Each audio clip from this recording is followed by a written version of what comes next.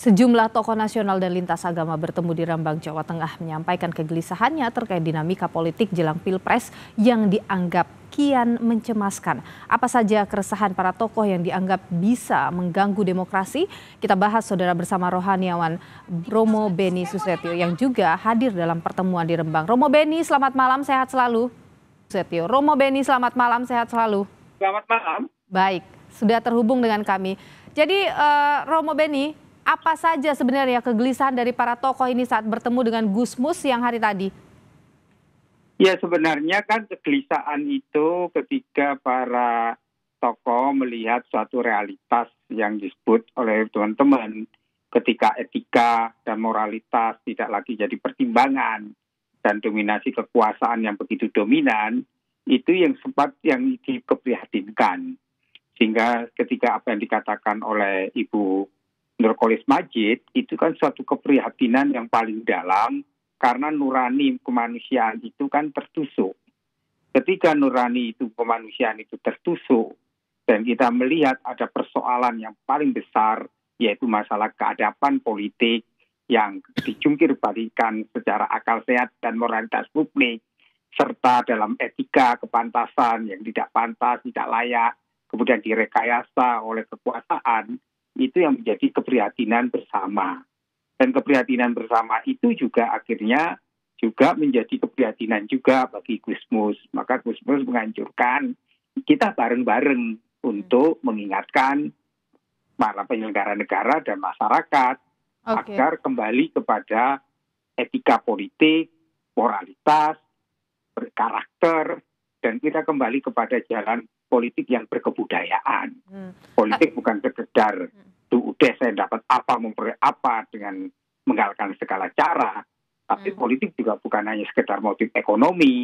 Tapi politik itu adalah jalan kebudayaan untuk mencapai sebuah nilai. Dan nilai-nilai itu adalah nilai keutamaan-keutamaan publik yang sekarang dijungkir balikan itu. Oke, Romo Beni, ini kekecewaan para tokoh ini apakah semata untuk merespon putusan MK soal batas usia capres-cawapres yang akhirnya berhasil meloloskan Gibran menjadi cawapres, atau dari sebelumnya memang sudah ada kegelisahan serupa yang muncul?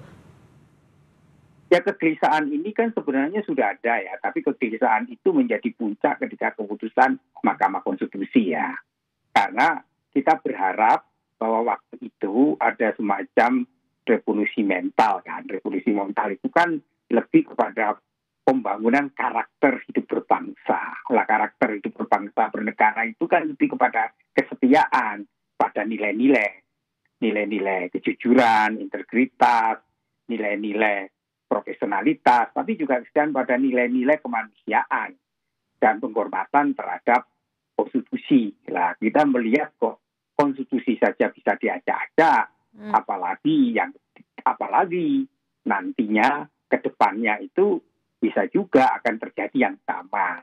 Maka kita ini mencoba tadi itu ya sekedar curahan hati, keprihatinan, dan keprihatinan itu disampaikan oleh Mas Gunawan Muhammad, juga Bisu Pancawaro, memang mereka ingin dengan yang nggak bisa hadir, Bu Sinta Nuria, ada Romo Magnis, ada Pak Andreas Siwango, ada juga Pak Komar Sultan Ketua PGI, dan juga banyak tokoh-tokoh yang lain yang memiliki keprihatinan yang sama.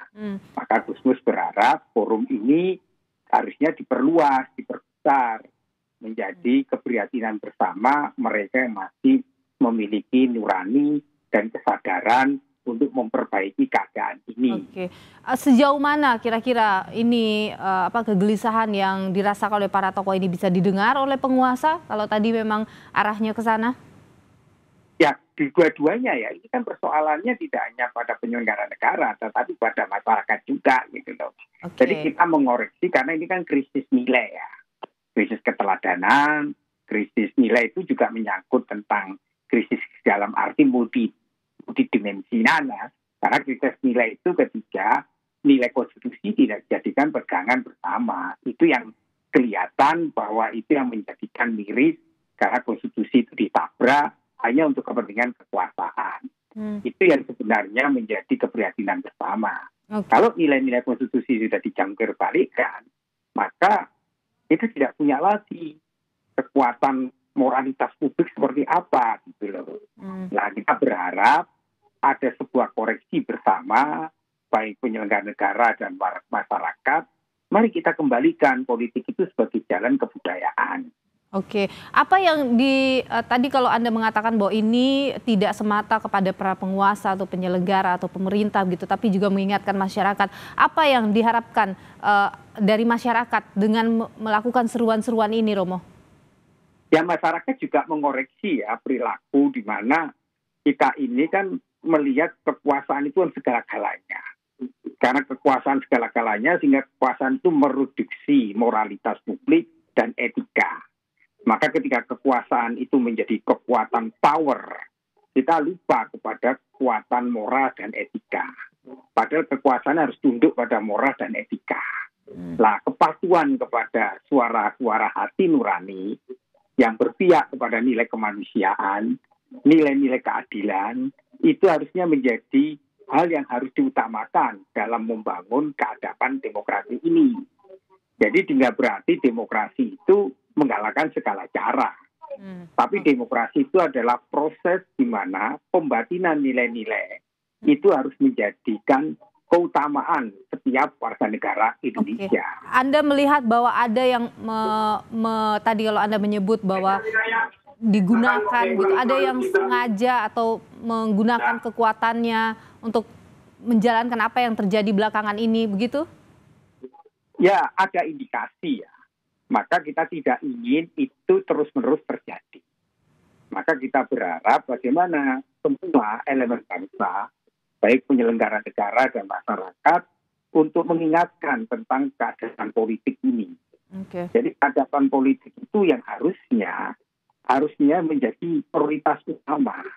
Jangan sampai hanya sekedar merebut kekuasaan, orang melupakan tentang etika dan moralitas publik.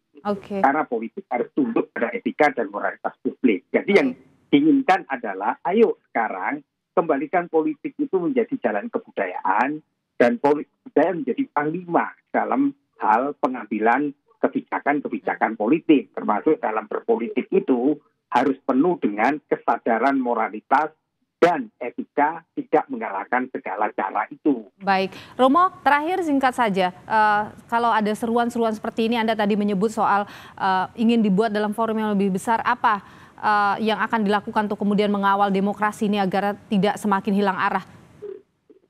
Ya, nanti akan ada pertemuan-pertemuan lain ya. Kalau nanti kan ada semacam tim kecilnya ya. Dan kecil itu yang akan bekerja untuk membuat semacam bagaimana gerakan bersama lebih kepada mengawal demokrasi ini dan mengawal bagaimana etika dan moralitas itu menjadi pijakan kita dalam segala hal untuk menjadikan pemilu ini pemilu yang damai, pemilu yang jujur, pemilu yang adil, pemilu yang tanpa rekayasa, tapi pemilu yang membawa kegembiraan itu. Baik. Maka kita berharap ya semua aparat negara itu berlaku netral. Baik, terima kasih Romo Beni Susatyo atas pandangan Anda di Sapa Indonesia Malam. Sehat selalu Romo Beni.